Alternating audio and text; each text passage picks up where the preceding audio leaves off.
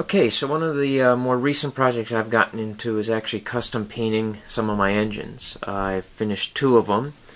I think they turned out pretty good. The 3090 used to be a chassis system GP40 that I converted to Norfolk Southern GP40-2. And then this was a dummy engine that I converted into a Norfolk Southern GP60. So based off of that, there was one engine that I really am interested in. It's the Norfolk Southern Veterans Unit. So I'm going to give it a go and try to custom paint one of those. Okay, so this is the model that I'm going to custom paint. It is a Athearn Genesis SD60M. I'm going to try to convert it into the Norfolk Southern Veterans Unit SD60E. From what I can tell, the main difference is the cab. I don't know of any plastic manufacturer that makes the SD60E, so it'll be slightly different, but I'm going to give it a try and see how it turns out.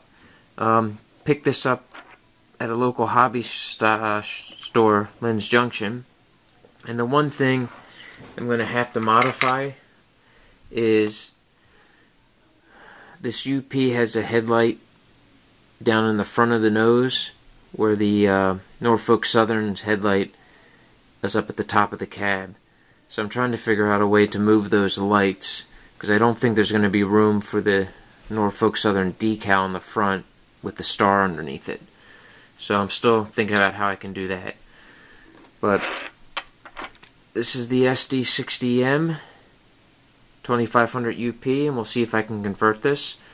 I ordered the Veterans Unit decals on eBay last night, so we'll wait to have them come, and I guess the next step is to try to disassemble this model without breaking it and stripping the paint.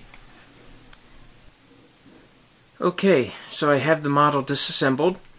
It went pretty well. I did break a few of the handrails. I guess, and I've heard this before, that the Athearn handrails, I think this model was made in 2009, were extremely brittle and flimsy, and as soon as I touched it, the ones on the front and the back, they just snapped. So I'll try to put them back on and glue them at the end and see how they look. Side ones came off well. Everything else came out pretty good. I took the, I don't know if you can see it, but the grab irons came off.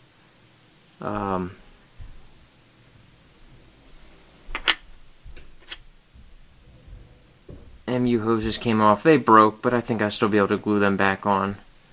So now the next step is to put the model and soak it in alcohol. And I picked up at Target 70% isopropyl. I've used 91 before. This was cheaper. Might take a little bit longer. But that's the next step. We'll soak this model, get the paint off, and then see how it looks. Okay, so the engine's been soaking for about a day and a half. You can kind of see how easy the paint comes off. It just really just peels right off.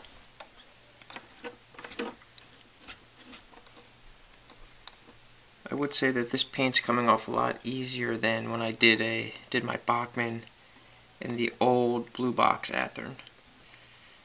So a lot less scrubbing. This just peels right off.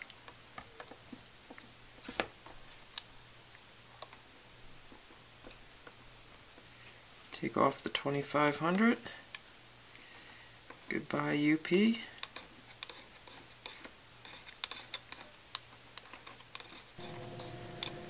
Okay, so I had the paint stripped off of the Union Pacific.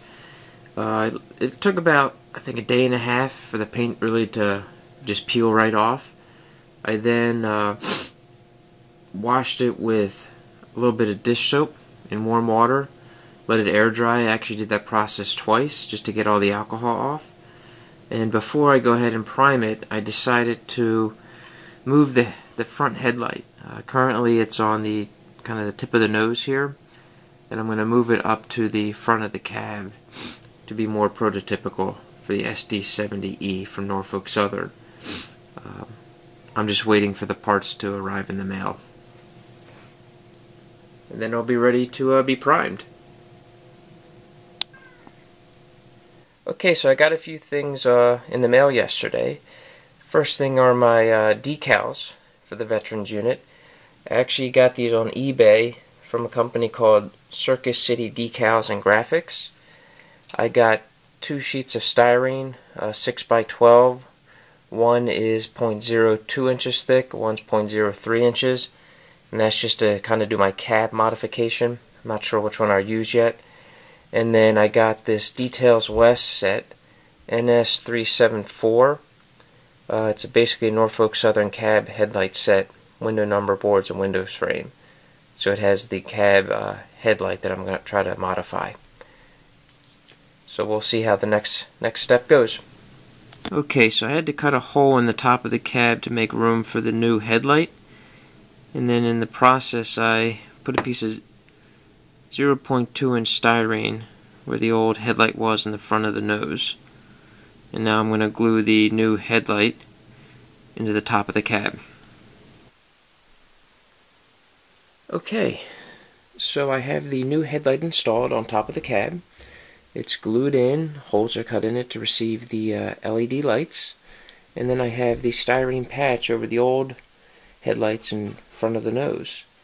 So really the next step now, I believe, is just to add some of the detailed parts like the horn and get it ready to prime. Just take a closer look at the front of the cab. I think it turned out a nice tight fit, so I'm pretty happy with that.